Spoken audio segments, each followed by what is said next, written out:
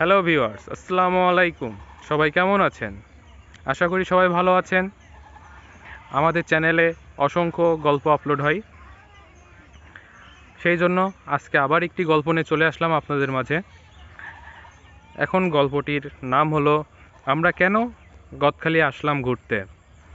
গদখালি ঘুরতে আসার একটাই লক্ষ্য যে আমরা ফুল দেখতে আসছি, আর এখন ফেব্রুয়ারি মাস, আমরা ফুল দেখব, মনে শান্তি আনবো, এটাই তো গদখালি ফুলের কথা নিয়ে অনেক গল্প আছে, যার মধ্যে একটি উল্লেখিত গল্প হলো এইখানে অসংখ্য ফুল চাষ হয়।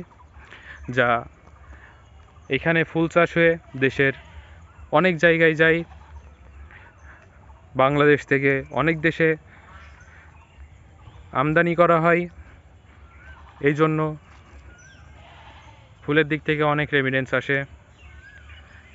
এই ফুল চাষ মনে করেন গদখালি সব থেকে বেশি হয়, গদখালির মাটিতে ছাড়া এরকম ফুল আর অন্য কোথাও উৎপাদন হয় না। আর এই ফুল চাষের পিছনে অনেক বড় ভূমিকা রাখে এই গদখালির কৃষক মানুষরা, যারা ফুল উৎপাদন করে তারা যেই দামে সেল করে, বাজারজাত করে, তারা ওই পরিমাণ অর্থ পায় না।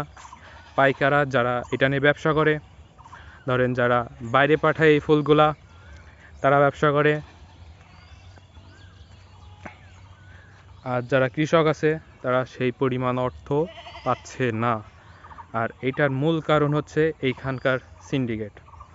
তো এইখানকার সিন্ডিকেট ধরা অত সহজ না, কারণ এইখানকার মানুষ, আমরা জানি যে যশোরের মানুষ অনেক চালাক, যার কারণে এইসব ব্যবসায়ীদের ওইভাবে ধরা সম্ভব নয়।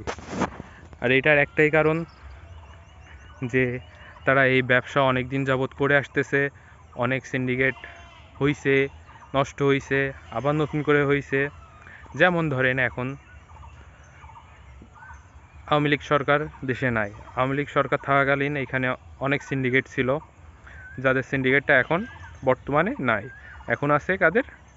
যারা বিএনপি করতেছে, জামাত করতেছে, এক কথায় যারা বিএনপি করতেছে, তাদের মূল্য ভূমিকা অনেক বড়।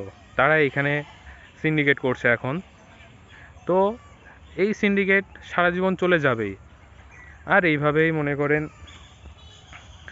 দিনে দিনে ফুল ব্যবসায়ীরা লাভবিত হবে, ব্যবসায়িকরাও লাভবিত হবে, এভাবেই চলে যাবে।